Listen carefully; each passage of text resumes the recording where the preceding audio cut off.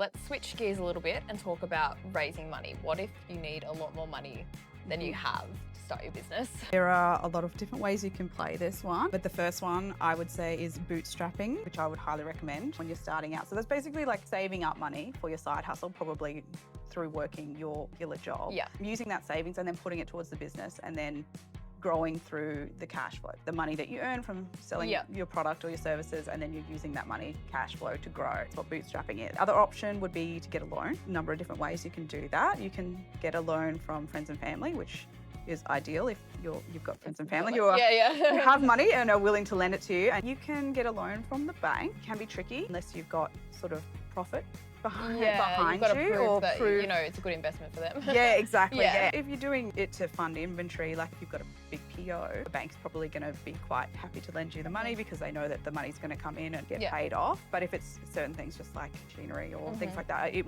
might be a bit trickier. If you're opening a shop, store, and you need fit out equipment and stuff like that, very unlikely you're going to have the money for that. So you're probably going to have to get a bank loan. So I would recommend having a business plan and then all of your expenses sort of quoted up, I guess, and listed out so that at least the bank knows where it's going and they're going to be much more likely to actually lend you the money. But you will probably have to give a personal guarantee so that, you know, if you are on the line. Like, you're on the hook to pay that one off. Yeah. So be careful with that. There's also these other working capital loans that Shopify, PayPal, there's other ones out there like Wayflyer and Prosper. I would steer clear of these.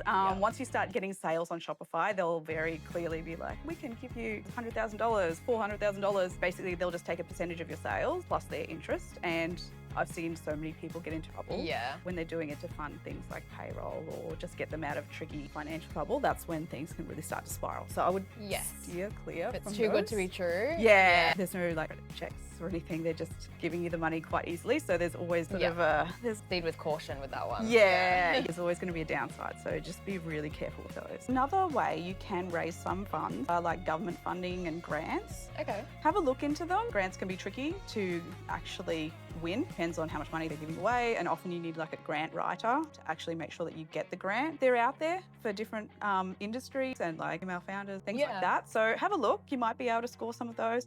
Sometimes there's competitions that you can win. There's also like crowdfunding. So like Kickstarter is a good one. Take pre-orders for your product, start the manufacturing afterwards. So that's a really good way to raise some funds before you have to outlay all of the money, especially if you're getting like molds made and they're very expensive. And you can also test the market. It's also a really good marketing exercise, Kickstarter, because you're sort of building this database, sort of building your community from day one, and people love seeing the journey. So that is a really good option too.